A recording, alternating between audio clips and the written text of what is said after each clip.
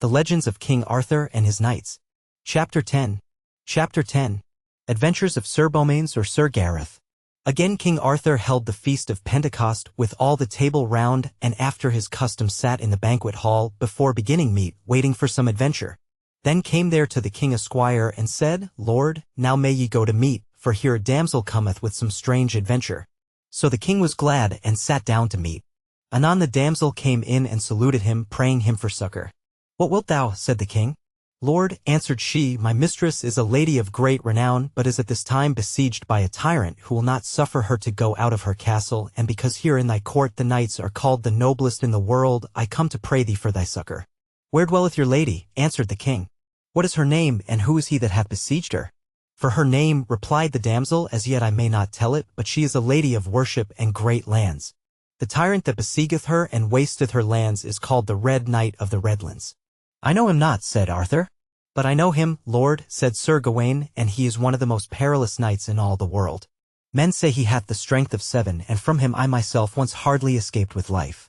Fair damsel, said the king, there be here many knights that would gladly do their uttermost to rescue your lady, but unless you tell me her name, and where she dwelleth, none of my knights shall go with you by my leave. Now there was a stripling at the court called Beaumains, who served in the king's kitchen, a fair youth and of great stature. 12 months before this time he had come to the king as he sat at meat at Whitsuntide and prayed 3 gifts of him. And being asked what gifts, he answered, As for the first gift I will ask it now, but the other 2 gifts I will ask on this day 12 months, wheresoever ye hold your high feast. Then said King Arthur, What is thy first request? This, Lord, said he, that thou wilt give me meat and drink enough for 12 months from this time, and then will I ask my other 2 gifts. And the king, seeing that he was a goodly youth, and deeming that he was come of honorable blood, had granted his desire, and given him into the charge of Sir Kay, the steward. But Sir Kay scorned and mocked the youth, calling him Beaumains, because his hands were large and fair, and putting him into the kitchen, where he had served for 12 months as a scullion, and, in spite of all his churlish treatment, had faithfully obeyed Sir Kay.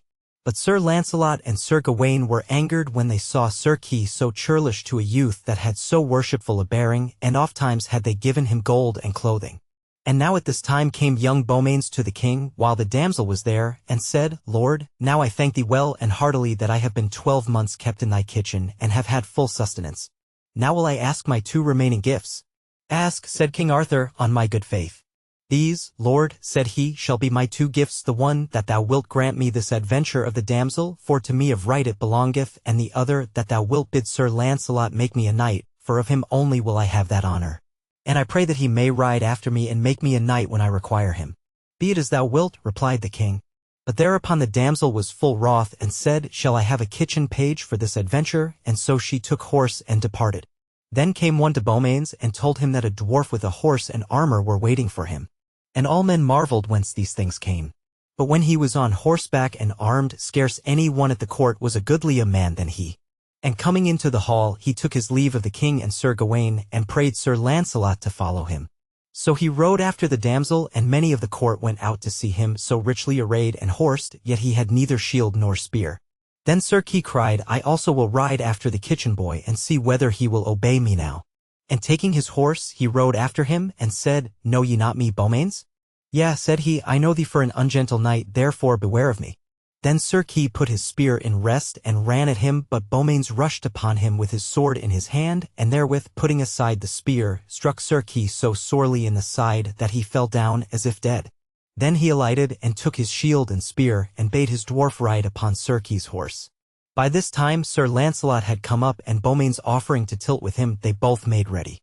And their horses came together so fiercely that both fell to the earth, full sorely bruised. Then they arose, and Beaumains, putting up his shield before him, offered to fight Sir Lancelot on foot. So they rushed upon each other, striking and thrusting and parrying for the space of an hour.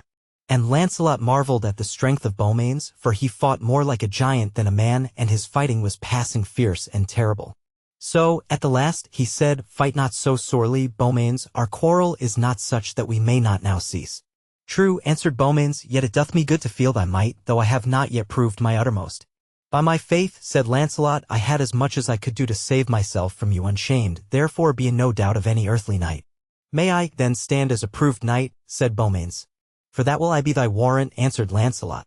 Then, I pray thee, said he, give me the order of knighthood. First, then, must thou tell me of thy name and kindred, said Sir Launcelot. If thou wilt tell them to no other, I will tell thee, answered he. My name is Gareth of Orkney, and I am own brother to Sir Gawain. Ah, said Sir Launcelot, at that am I full glad, for, truly, I deem thee to be of gentle blood. So then he knighted Beaumains, and after that they parted company, and Sir Launcelot, returning to the court, took up Sir Kay on his shield. And hardly did Sir Kay escape with his life from the wound Beaumains had given him, but all men blamed him for his ungentle treatment of so brave a knight. Then Sir Beaumains rode forward and soon overtook the damsel, but she said to him, in scorn, Return again, base kitchen page. What art thou but a washer-up of dishes? Damsel, said he, say to me what thou wilt, I will not leave thee, for I have undertaken to King Arthur to relieve thy adventure, and I will finish it to the end or die. Thou finish my adventure, said she, anon thou shalt meet one whose face thou wilt not even dare to look at. I shall attempt it, answered he. So, as they rode thus into a wood, there met them a man, fleeing as for his life. Whither fleest thou? said Sir Beaumains. O Lord, he answered, help me, for, in a valley hard by, there are 6 thieves who have taken my lord, and bound him, and I fear will slay him. Bring me thither, said Sir Beaumains. So they rode to the place, and Sir Beaumains rushed after the thieves, and smote one at the first stroke, so that he died, and then, with 2 other blows, slew a second and third. Then fled the other 3, and Sir Beaumains rode after them, and overtook and slew them all. Then he returned and unbound the knight. And the knight thanked him, and prayed him to ride to his castle, where he would reward him. Sir, answered Sir Beaumains, I will have no reward of thee, for but this day was I made knight by the most noble Sir Launcelot, and besides, I must go with this damsel. Then the knight begged the damsel to rest that night at his castle. So they all rode thither, and ever the damsel scoffed at Sir Beaumains as a kitchen boy, and laughed at him before the knight their host, so that he set his meat before him at a lower table, as though he were not of their company. And on the morrow the damsel and Sir Beaumains took their leave of the knight, and thanking him departed. Then they rode on their way till they came to a great forest, through which flowed a river, and there was but one passage over it, whereat stood 2 knights armed to hinder the way. Wilt thou match those 2 knights, said the damsel to Sir Beaumains, or return again? I would not return, said he, though they were 6. Therewith he galloped into the water, and swam his horse into the middle of the stream. And there, in the river, one of the knights met him, and they brake their spears together, and then drew their swords, and smote fiercely at each other. And at the last, Sir Beaumains struck the other mightily upon the helm, so that he fell down stunned into the water, and was drowned. Then Sir Beaumains spurred his horse on to the land, where instantly the other knight fell on him. And they also brake their spears upon each other, and then drew their swords, and fought savagely and long together. And after many blows, Sir Beaumains clove through the knight's skull down to the shoulders. Then rode Sir Beaumains to the damsel, but ever she still scoffed at him, and said, Alas, that a kitchen page should chance to slay 2 such brave knights. Thou deemest now that thou hast done a mighty deed, but it is not so, for the first knight's horse stumbled, and thus was he drowned not by thy strength, and as for the second knight, thou wentest by chance behind him, and didst kill him shamefully. Damsel, said Sir Beaumains, say what ye list, I care not so I may win your lady, and wouldst thou give me but fair language, all my care were past, for whatsoever knights I meet, I fear them not. Thou shalt see knights that shall abate thy boast, base kitchen knave, replied she. Yet say I this for thine advantage, for if thou followest me thou wilt be surely slain, since I see all thou doest is but by chance, and not by thy own prowess. Well, damsel, said he, say what ye will, wherever ye go I will follow. So they rode on until the eventide, and still the damsel evermore kept chiding Sir Beaumains. Then came they to a black space of land, whereon was a black hawthorn tree, and on the tree there hung a black banner, and on the other side was a black shield and spear, and by them a great black horse, covered with silk, and hard by sat a knight armed in black armor, whose name was the Knight of the Black Lands. When the damsel saw him, she cried out to Beaumains, Flee down the valley, for thy horse is not saddled. Wilt thou forever deem me coward? Answered he. With that came the Black Knight to the damsel, and said, Fair damsel, hast thou brought this knight from Arthur's court to be thy champion? Not so, fair knight, said she, he is but a kitchen knave. Then wherefore cometh he in such array? Said he, It is a shame that he should bear thee company. I cannot be delivered from him, answered she, for in spite of me he rideth with me, and would to heaven you would put him from me, or now slay him, for he hath slain 2 knights at the river passage yonder, and done many marvellous deeds through pure mischance. I marvel, said the Black Knight, that any man of worship will fight with him. They know him not, said the damsel, and think, because he rideth with me, that he is well born. Truly, he hath a goodly person, and is likely to be a strong man, replied the knight, but since he is no man of worship, he shall leave his horse and armor with me, for it were a shame for me to do him more harm. When Sir Beaumains heard him speak thus, he said, Horse or armor gettest thou none of me, Sir Knight, save thou winnest them with thy hands. Therefore defend thyself, and let me see what thou canst do. How sayest thou? Answered the Black Knight. Now quit this lady also, for it beseemeth not a kitchen knave like thee to ride with such a lady. I am of higher lineage than thou, said Sir Beaumains, and will straightway prove it on thy body. Then furiously they drove their horses at each other, and came together as it had been thunder. But the Black Knight's spear brake short, and Sir Beaumains thrust him through the side, and his spear breaking at the head, left its point sticking fast in the Black Knight's body. Yet did the Black Knight draw his sword, and smite at Sir Beaumains with many fierce and bitter blows, but after they had fought an hour and more, he fell down from his horse in a swoon, and forthwith died. Then Sir Beaumains lighted down and armed himself in the Black Knight's armor, and rode on after the damsel. But notwithstanding all his valor, still she scoffed at him, and said, Away! For thou savorest ever of the kitchen. Alas!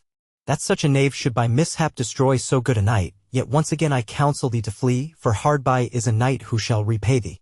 It may chance that I am beaten or slain, answered Sir Beaumains, but I warn thee, fair damsel, that I will not flee away, nor leave thy company or my quest, for all that ye can say. Anon, as they rode, they saw a knight come swiftly towards them, dressed all in green, who, calling to the damsel, said, Is that my brother, the Black Knight, that ye have brought with you? Nay, and alas, said she, this kitchen knave hath slain thy brother through mischance. Alas, said the Green Knight, that such a noble knight as he was should be slain by a knave's hand. Traitor, cried he to Sir Beaumains, thou shalt die for this. Sir Pererd was my brother, and a full noble knight. I defy thee, said Sir Beaumains, for I slew him knightly and not shamefully. Then the Green Knight rode to a thorn whereon hung a green horn, and when he blew 3 notes, there came 3 damsels forth, who quickly armed him, and brought him a great horse and a green shield and spear. Then did they run at one another with their fullest might, and break their spears asunder, and, drawing their swords, they closed in fight, and sorely smote and wounded each other with many grievous blows. At last, Sir Beaumains' horse jostled against the Green Knight's horse, and overthrew him. Then both alighted, and, hurtling together like mad lions, fought a great while on foot. But the damsel cheered the Green Knight, and said, My lord, why wilt thou let a kitchen knave so long stand up against thee? Hearing these words, he was ashamed, and gave Sir Beaumains such a mighty stroke as clave his shield asunder. When Sir Beaumains heard the damsel's words, and felt that blow, he waxed passing wroth, and gave the Green Knight such a buffet on the helm that he fell on his knees, and with another blow Sir Beaumains threw him on the ground. Then the Green Knight yielded, and prayed him to spare his life. All thy prayers are vain, said he, unless this damsel who came with me pray for thee. That will I never do, base kitchen knave, said she. Then shall he die, said Beaumains. Alas! Fair lady, said the Green Knight, suffer me not to die for a word. Oh, Sir Knight, cried he to Beaumains, give me my life, and I will ever do thee homage, and 30 knights, who owe me service, shall give allegiance to thee. All availeth not, answered Sir Beaumains, unless the damsel ask me for thy life, and thereupon he made as though he would have slain him. Then cried the damsel, Slay him not, for if thou do thou shalt repent it. Damsel, said Sir Beaumains, at thy command he shall obtain his life. Arise, Sir Knight of the green armor, I release thee. Then the Green Knight knelt at his feet, and did him homage with his words. Lodge with me this night, said he, and tomorrow will I guide ye through the forest. So, taking their horses, they rode to his castle, which was hard by. Yet still did the damsel rebuke and scoff at Sir Beaumains, and would not suffer him to sit at her table. I marvel, said the Green Knight to her, that ye thus chide so noble a knight, for truly I know none to match him, and be sure that whatsoever he appeareth now, he will prove, at the end, of noble blood and royal lineage. But of all this would the damsel take no heed, and ceased not to mock at Sir Beaumains. On the morrow they arose and heard mass, and when they had broken their fast, took their horses and rode on their way, the Green Knight conveying them through the forest.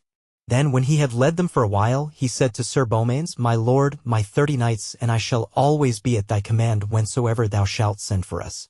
It is well said, replied he, and when I call upon you, you shall yield yourself and all your knights unto King Arthur. That will we gladly do, said the Green Knight, and so departed. And the damsel rode on before Sir Beaumains, and said to him, Why dost thou follow me, thou kitchen boy? I counsel thee to throw aside thy spear and shield, and flee betimes, for wert thou as mighty as Sir Lancelot or Sir Tristram, thou shouldest not pass a valley near this place, called the Pass Perilous. Damsel, answered he, let him that feareth flee, as for me it were indeed a shameful thing to turn after so long a journey. As he spake, they came upon a tower as white as snow, with mighty battlements and double moats round it, and over the tower gate hung 50 shields of divers colors. Before the tower walls they saw a fair meadow wherein were many knights and squires in pavilions, for on the morrow there was a tournament at that castle. Then the lord of the castle, seeing a knight armed at all points, with a damsel and a page, riding towards the tower, came forth to meet them, and his horse and harness, with his shield and spear, were all of a red color. When he came near Sir Beaumains, and saw his armor all of black, he thought him his own brother, the Black Knight, and so cried aloud, Brother, what do ye here, within these borders? Nay, said the damsel, it is not thy brother, but a kitchen knave of Arthur's court, who hath slain thy brother, and overcome thy other brother, also the Green Knight. Now do I defy thee, cried the Red Knight to Sir Beaumains, and put his spear in rest and spurred his horse. Then both knights turned back a little space, and ran together with all their might, till their horses fell to the earth. Then with their swords they fought fiercely for the space of 3 hours. And at last Sir Beaumains overcame his foe, and smote him to the ground. Then the Red Knight prayed his mercy, and said, Slay me not, noble knight, and I will yield to thee with 60 knights that do my bidding. All avails not, answered Sir Beaumains, save this damsel pray me to release thee. Then did he lift his sword to slay him, but the damsel cried aloud, Slay him not, Beaumains, for he is a noble knight.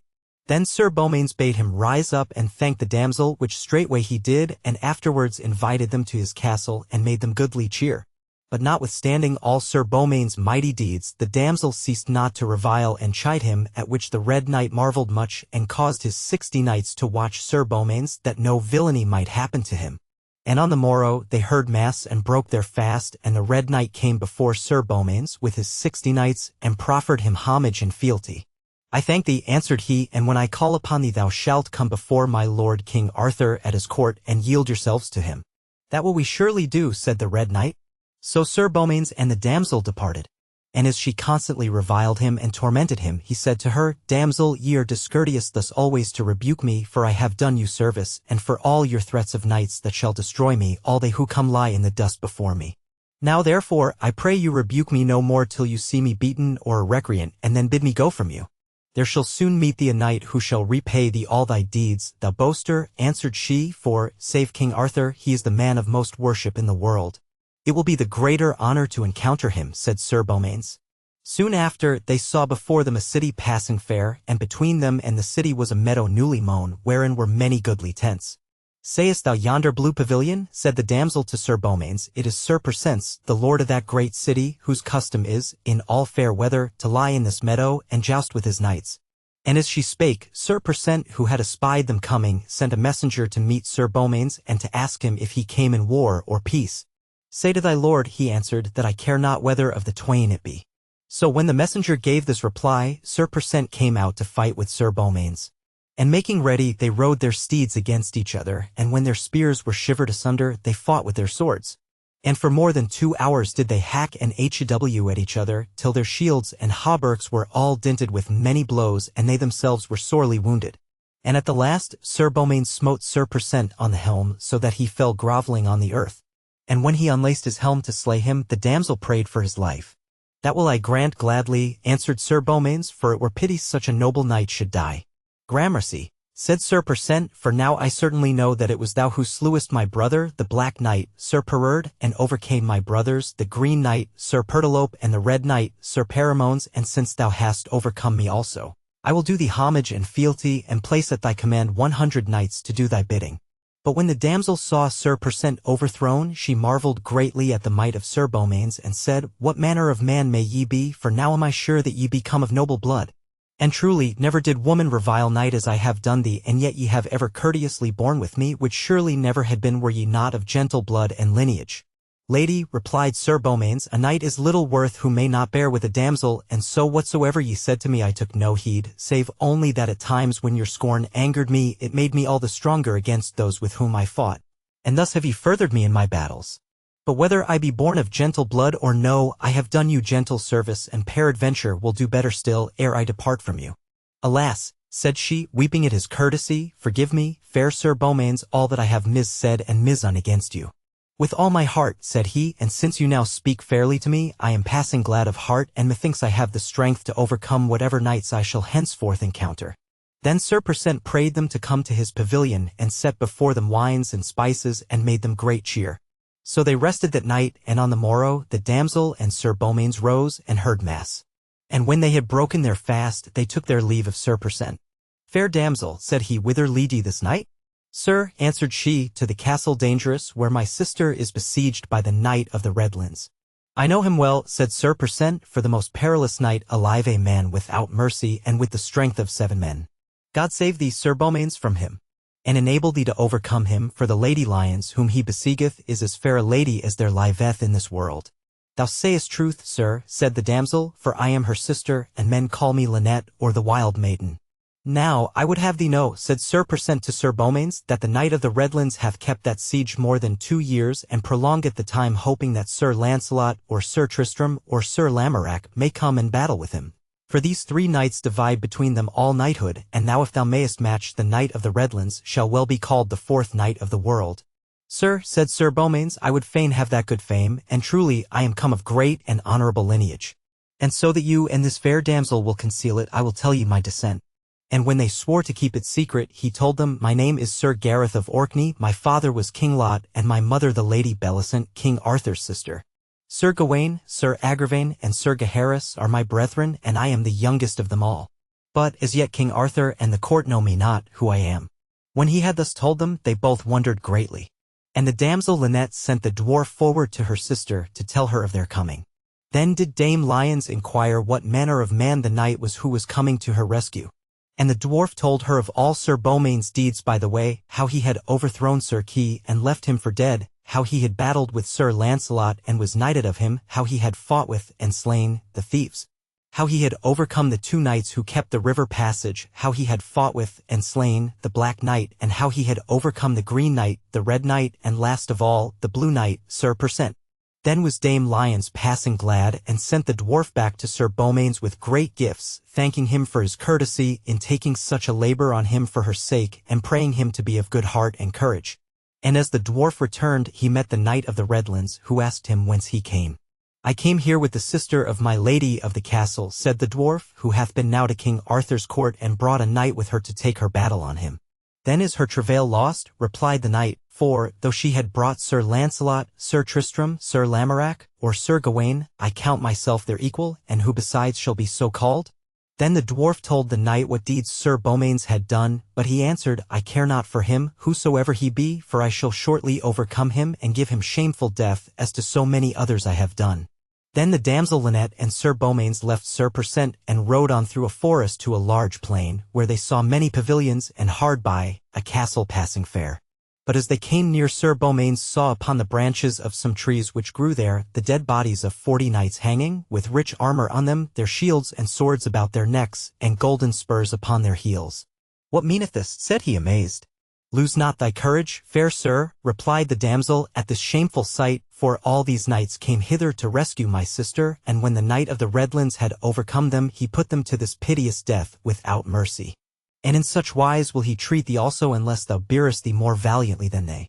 Truly he useth shameful customs," said Sir Beaumains, "and it is a marvel that he hath endured so long." So they rode onward to the castle walls, and found them double-moated, and heard the sea waves dashing on one side the walls. Then said the damsel, "See you that ivory horn hanging upon the sycamore tree? The Knight of the Redlands hath hung it there, that any knight may blow thereon, and then will he himself come out and fight with him. But I pray thee sound it not till high noontide, for now it is but daybreak, and till noon his strength increases to the might of 7 men. Let that be as it may, fair damsel," answered he, "for were he stronger knight than ever lived, I would not fail him. Either will I defeat him at his mightiest, or die knightly in the field." With that he spurred his horse unto the sycamore, and blew the ivory horn so eagerly that all the castle rang its echoes. Instantly all the knights who were in the pavilions ran forth, and those within the castle looked out from the windows or above the walls. And the Knight of the Redlands, arming himself quickly in blood-red armor, with spear and shield and horse's trappings of like color, rode forth into a little valley by the castle walls, so that all in the castle and at the siege might see the battle. "Be of good cheer," said the damsel Lynette to Sir Beaumains, "for thy deadly enemy now cometh, and at yonder window is my lady and sister, Dame Lyons." "In good sooth," said Sir Beaumains, "she is the fairest lady I have ever seen, and I would wish no better quarrel than to fight for her." With that he looked up to the window, and saw the Lady Lyons, who waved her handkerchief to her sister and to him to cheer them. Then called the Knight of the Redlands to Sir Beaumains, "Leave now thy gazing, Sir Knight, and turn to me, for I warn thee that lady is mine." She loveth none of thy fellowship, he answered, but know this, that I love her, and will rescue her from thee, or die. Say ye so, said the Red Knight. Take ye no warning from those knights that hang on yonder trees? For shame that thou so boastest, said Sir Beaumains. Be sure that sight hath raised a hatred for thee that will not lightly be put out, and given me not fear, but rage. Sir Knight, defend thyself, said the Knight of the Redlands, for we will talk no longer. Then did they put their spears in rest, and came together at the fullest speed of their horses, and smote each other in the midst of their shields, so that their horses' harness sundered by the shock, and they fell to the ground. And both lay there so long time, stunned, that many deemed their necks were broken. And all men said the strange knight was a strong man, and a noble juster, for none had ever yet so matched the Knight of the Redlands. Then, in a while, they rose, and putting up their shields before them, drew their swords, and fought with fury, running at each other like wild beasts, now striking such buffets that both reeled backwards, now hewing at each other till they shore the harness off in pieces, and left their bodies naked and unarmed. And thus they fought till noon was past, when for a time they rested to get breath, so sorely staggering and bleeding that many who beheld them wept for pity. Then they renewed the battle, sometimes rushing so furiously together that both fell to the ground, and anon changing swords in their confusion. Thus they endured, and lashed, and struggled, until eventide, and none who saw knew which was the likeliest to win, for though the Knight of the Redlands was a wily and subtle warrior, his subtlety made Sir Beaumains wilier and wiser too. So once again they rested for a little space, and took their helms off to find breath. But when Sir Beaumains' helm was off, he looked up to Dame Lyons, where she leaned, gazing and weeping, from her window. And when he saw the sweetness of her smiling, all his heart was light and joyful, and starting up, he bade the Knight of the Redlands make ready. Then did they lace their helms and fight together yet afresh, as though they had never fought before. And at the last, the Knight of the Redlands with a sudden stroke smote Sir Beaumains on the hand, so that his sword fell from it, and with a second stroke upon the helm he drove him to the earth. Then cried aloud the damsel Lynette, Alas! Sir Beaumains, see how my sister weepeth to behold thee fallen. And when Sir Beaumains heard her words, he sprang upon his feet with strength, and leaping to his sword, he caught it, and with many heavy blows pressed so sorely on the Knight of the Redlands, that in the end he smote his sword from out his hand, and, with a mighty blow upon the head, hurled him upon the ground. Then Sir Beaumains unlaced his helm, and would have straightway slain him, but the Knight of the Redlands yielded, and prayed for mercy. I may not spare thee, answered he, because of the shameful death which thou hast given to so many noble knights. Yet hold thy hand, Sir Knight, said he, and hear the cause.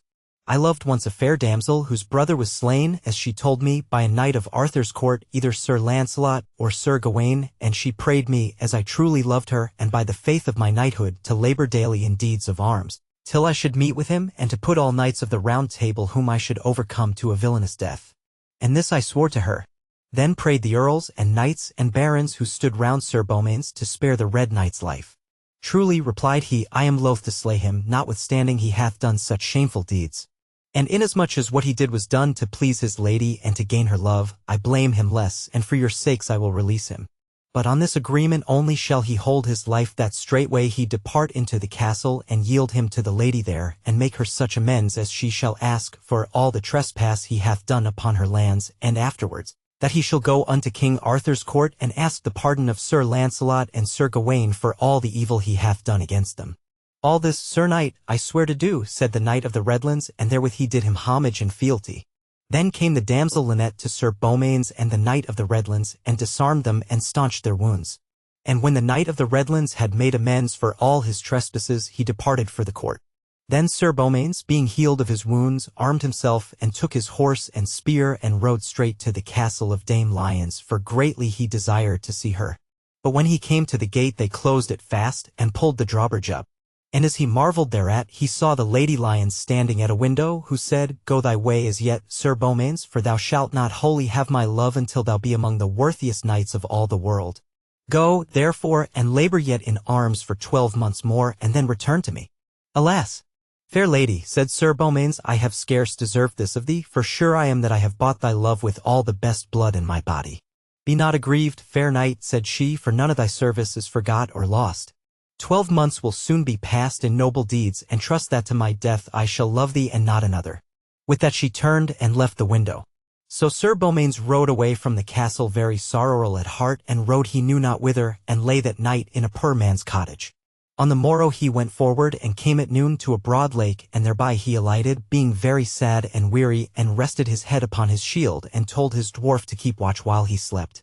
Now, as soon as he had departed, the Lady Lions repented, and greatly longed to see him back, and asked her sister many times of what lineage he was, but the damsel would not tell her, being bound by her oath to Sir Beaumains, and said his dwarf best knew. So she called Sir Gringamers, her brother, who dwelt with her, and prayed him to ride after Sir Beaumains till he found him sleeping, and then to take his dwarf away and bring him back to her.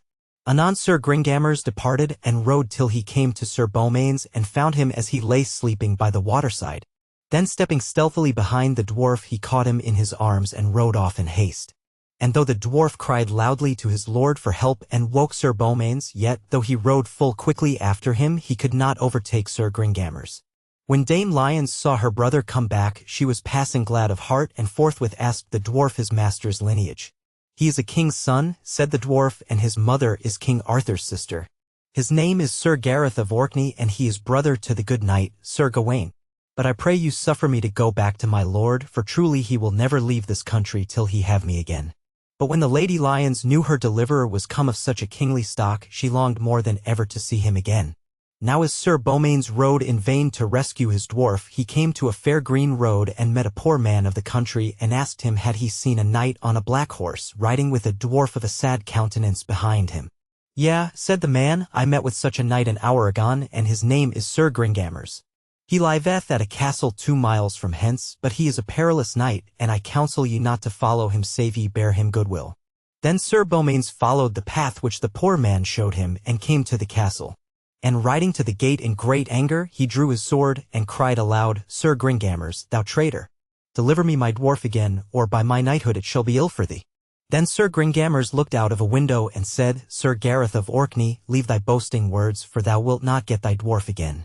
But the Lady Lions said to her brother, Nay brother, but I will that he have his dwarf, for he hath done much for me, and delivered me from the Knight of the Redlands, and well do I love him above all other knights.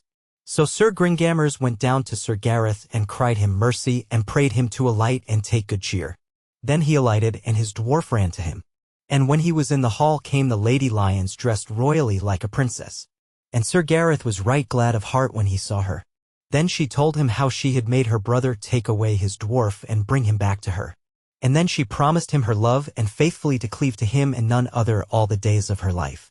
And so they plighted their troth to each other. Then Sir Gringamers prayed him to sojourn at the castle, which willingly he did. For, said he, I have promised to quit the court for 12 months, though sure I am that in the meanwhile I shall be sought and found by my lord King Arthur and many others. So he sojourned long at the castle. Anon the knights, Sir Persant, Sir Paramones, and Sir Pertolope, whom Sir Gareth had overthrown, went to King Arthur's court with all the knights who did them service, and told the king they had been conquered by a knight of his named Beaumains.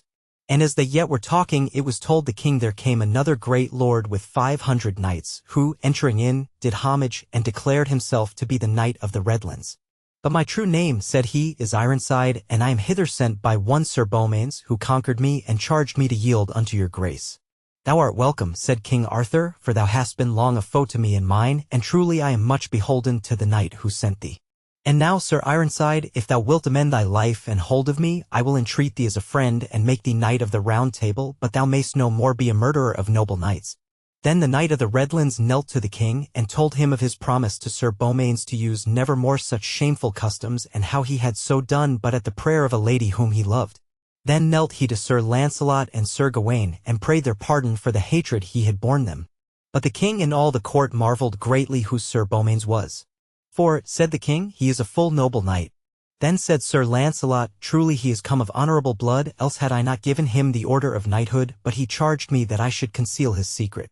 Now as they talked thus it was told King Arthur that his sister, the Queen of Orkney, was come to the court with a great retinue of knights and ladies.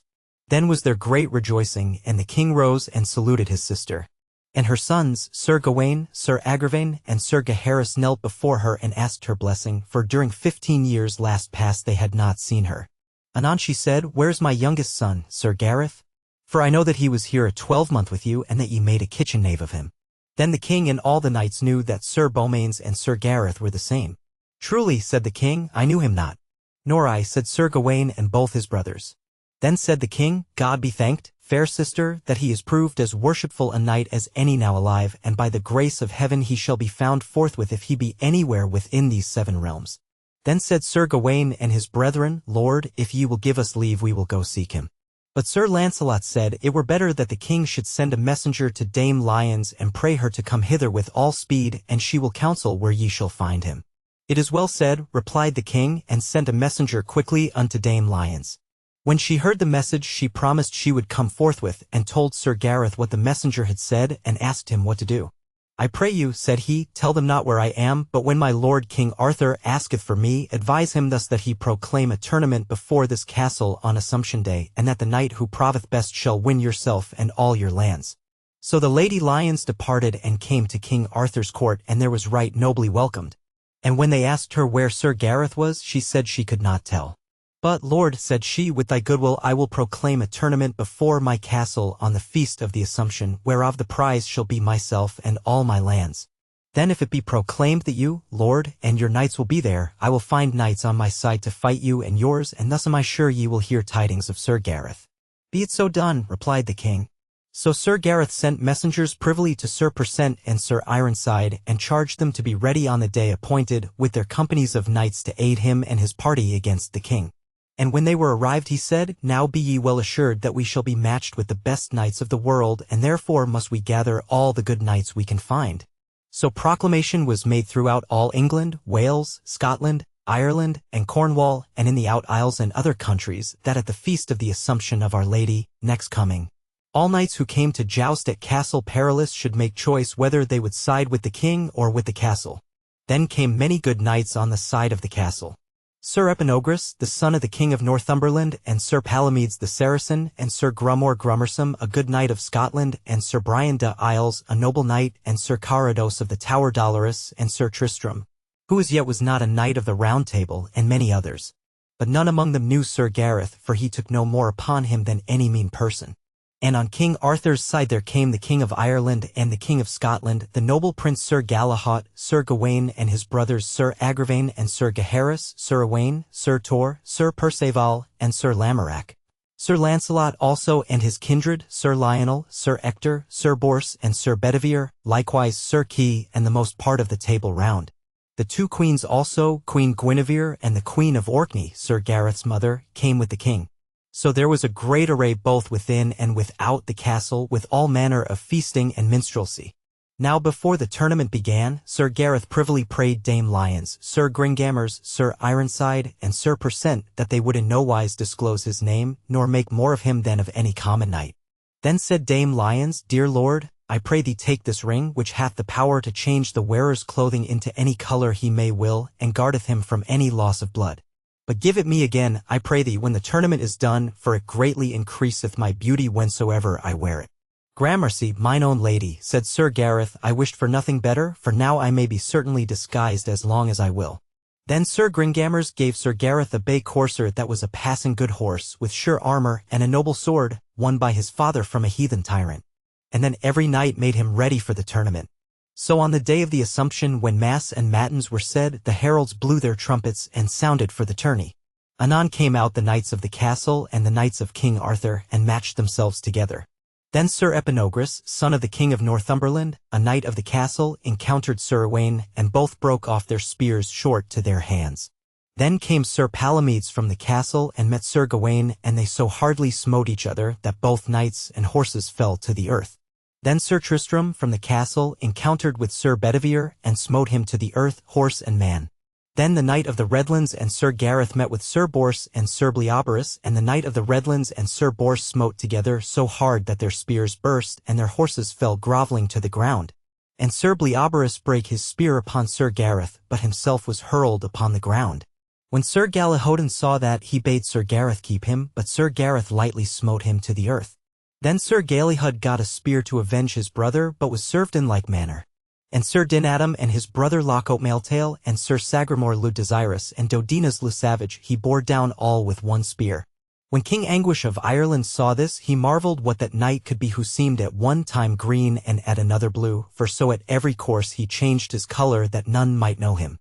Then he ran towards him and encountered him, and Sir Gareth smote the king from his horse, saddle and all. And in like manner he served the King of Scotland and King Urience of Gore and King Bagdemagus. Then Sir Galahad, the noble prince, cried out, Knight of the many colours, thou hast jousted well, now make thee ready to joust with me. When Sir Gareth heard him, he took a great spear and met him swiftly. And the prince's spear broke off, but Sir Gareth smote him on the left side of the helm so that he reeled here and there and had fallen down had not his men recovered him. By my faith, said King Arthur, that Knight of the many colours is a good knight. I pray thee, Sir Launcelot, do lake encounter with him. Lord, said Sir Launcelot, by thy leave I will forbear. I find it in my heart to spare him at this time, for he hath done enough work for one day, and when a good knight doth so well, it is no knightly part to hinder him from this honour. And peradventure his quarrel is here today, and he may be the best beloved of the Lady Lions of all that be here, for I see well he paineth and forceth himself to do great deeds. Therefore, as for me, this day he shall have the honour, for though I were able to put him from it, I would not. You speak well and truly, said the king. Then after the tilting, they drew swords, and there began a great tournament, and there Sir Launcelot did marvellous deeds of arms, for first he fought with both Sir Tristram and Sir Carados, albeit they were the most perilous in all the world. Then came Sir Gareth and put them asunder, but would not smite a stroke against Sir Launcelot, for by him he had been knighted. Anon Sir Gareth's helm had need of mending, and he rode aside to see to it and to drink water, for he was sore athirst with all his mighty feats of strength. And while he drank, his dwarf said to him, Give me your ring, lest ye lose it while ye drink. So Sir Gareth took it off. And when he had finished drinking, he rode back eagerly to the field, and in his haste forgot to take the ring again. Then all the people saw that he wore yellow armor. And King Arthur told a herald, Ride and espy the cognizance of that brave knight, for I have asked many who he is, and none can tell me. Then the herald rode near, and saw written round about his helmet in letters of gold, Sir Gareth of Orkney. And instantly the herald cried his name aloud, and all men pressed to see him. But when he saw he was discovered, he pushed with haste through all the crowd, and cried to his dwarf, Boy, thou hast beguiled me foully in keeping my ring, give it me again, that I may be hidden. And as soon as he had put it on, his armor changed again, and no man knew where he had gone. Then he passed forth from the field, but Sir Gawain, his brother, rode after him. And when Sir Gareth had ridden far into the forest, he took off his ring, and sent it back by the dwarf to the Lady Lions, praying her to be true and faithful to him while he was away. Then rode Sir Gareth long through the forest, till night fell, and coming to a castle he went up to the gate, and prayed the porter to let him in. But churlishly he answered that he should not lodge there. Then said Sir Gareth, Tell thy lord and lady that I am a knight of King Arthur's court, and for his sake I pray their shelter. With that the porter went to the duchess who owned the castle.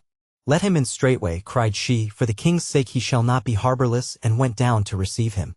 When Sir Gareth saw her coming, he saluted her, and said, Fair lady, I pray you give me shelter for this night, and if there be here any champion or giant with whom I must needs fight, spare me till tomorrow, when I and my horse shall have rested. For we are full weary.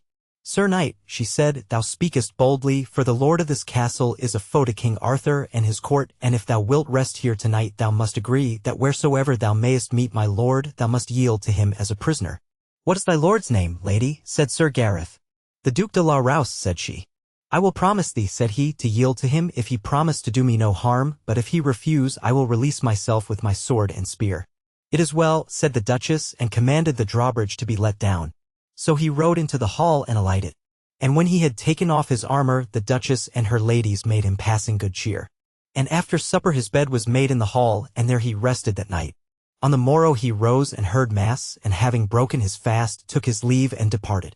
And as he rode past a certain mountain there met him a knight named Sir Bendelaine, and cried unto him, Thou shalt not pass unless thou joust with me, or be my prisoner. Then will we joust, replied Sir Gareth. So they let their horses run at full speed, and Sir Gareth smote Sir Bendelaine through his body so sorely that he scarcely reached his castle ere he fell dead. And as Sir Gareth presently came by the castle, Sir Bendelaine's knights and servants rode out to revenge their lord. And 20 of them fell on him at once, although his spear was broken. But drawing his sword he put his shield before him. And though they brake their spears upon him, one and all, and sorely pressed on him, yet ever he defended himself like a noble knight. Anon, finding they could not overcome him, they agreed to slay his horse, and having killed it with their spears, they set upon Sir Gareth as he fought on foot. But every one he struck he slew, and drave at them with fearful blows, till he had slain them all but 4, who fled. Then taking the horse of one of those that lay there dead, he rode upon his way. Anon he came to another castle, and heard from within a sound as of many women moaning and weeping. Then said he to a page who stood without, "What noise is this I hear?" "Sir Knight," said he, "there be within 30 ladies, the widows of 30 knights who have been slain by the lord of this castle. He is called the Brown Knight without pity, and is the most perilous knight living, wherefore I warn thee to flee." "That will I never do," said Sir Gareth, "for I fear him not." Then the page saw the Brown Knight coming and said to Gareth, "Lo, my lord is near." So both knights made them ready and galloped their horses towards each other, and the Brown Knight brake his spear upon Sir Gareth's shield, but Sir Gareth smote him through the body so that he fell dead. At that he rode into the castle and told the ladies he had slain their foe. Then were they right glad of heart and made him all the cheer they could, and thanked him out of measure. But on the morrow as he went to mass he found the ladies weeping in the chapel upon divers tombs that were there. And he knew that in those tombs their husbands lay. Then he bade them be comforted, and with noble and high words he desired and prayed them all to be at Arthur's court on the next feast of Pentecost. So he departed and rode past a mountain where was a goodly knight waiting, who said to him, "Abide, Sir Knight, and joust with me." "How are you named?" said Sir Gareth. "I am the Duke de la Rowse," answered he. "In good sooth," then said Sir Gareth, "not long ago I lodged within your castle, and there promised I would yield to you whenever we might meet." "Art thou that proud knight," said the Duke, "who is ready to fight with me? Guard thyself therefore, and make ready." So they ran together, and Sir Gareth smote the Duke from his horse. Then they alighted and drew their swords, and fought full sorely for the space of an hour, and at the last Sir Gareth smote the Duke to the earth, and would have slain him, but he yielded. "Then must you go," said Sir Gareth, "to my lord King Arthur at the next feast of Pentecost, and say that I, Sir Gareth, sent ye." "As ye will be it," said the Duke, and gave him up his shield for pledge. And as Sir Gareth rode alone he saw an armed knight coming towards him. And putting the Duke's shield before him he rode fast to tilt with him, and so they ran together as it had been thunder, and brake their spears upon each other. Then fought they fiercely with their swords, and lashed together with such mighty strokes that blood ran to the ground on every side. And after they had fought together for 2 hours and more, it chanced the damsel Linet passed that way, and when she saw them she cried out, "Sir Gawain and Sir Gareth, leave your fighting, for ye are brethren." At that they threw away their shields and swords, and took each other in their arms, and wept a great while ere they could speak. And each gave to the other the honor of the battle, and there was many a kind word between them. Then said Sir Gawain, "O my brother, for your sake have I had great sorrow and labor. But truly I would honor you though ye were not my brother, for ye have done great worship to King Arthur and his court, and sent more knights to him than any of the Table Round, except Sir Launcelot." Then the damsel Linet staunched their wounds, and their horses being weary she rode her palfrey to King Arthur and told him of this strange adventure. When she had told her tidings, the king himself mounted his horse and bade all come with him to meet them. So a great company of lords and ladies went forth to meet the brothers. And when King Arthur saw them he would have spoken hearty words, but for gladness he could not. And both Sir Gawain and Sir Gareth fell down at their uncle's knees and did him homage, and there was passing great joy and gladness among them all. Then said the king to the damsel Linet, "Why cometh not the Lady Lyons to visit her knight, Sir Gareth, who hath had such travail for her love?" "She knoweth not, my lord, that he is here," replied the damsel, "for truly she desireth greatly to see him." "Go ye and bring her hither," said the king. So the damsel rode to tell her sister where Sir Gareth was, and when she heard it she rejoiced full heartily, and came with all the speed she could. And when Sir Gareth saw her, there was great joy and comfort between them. Then the king asked Sir Gareth whether he would have that lady for his wife. "My lord," replied Sir Gareth, "know well that I love her above all ladies living." "Now, fair lady," said King Arthur, "what say ye?" "Most noble king," she answered, "my lord, Sir Gareth, is my first love and shall be my last, and if I may not have him for my husband I will have none." Then said the king to them, "Be well assured that for my crown I would not be the cause of parting your two hearts." Then was high preparation made for the marriage, for the king desired it should be at the Michaelmas next following, at Kinkenadon by the sea. So Sir Gareth sent out messages to all the knights whom he had overcome in battle that they should be there upon his marriage day. Therefore at the next Michaelmas came a goodly company to Kinkenadon by the sea. And there did the Archbishop of Canterbury marry Sir Gareth and the Lady Lyons with all solemnity. And all the knights whom Sir Gareth had overcome were at the feast, and every manner of revels and games was held with music and minstrelsy. And there was a great jousting for 3 days. But because of his bride the king would not suffer Sir Gareth to joust. Then did King Arthur give great lands and fair, with store of gold, to Sir Gareth and his wife, that so they might live royally together to their lives' end.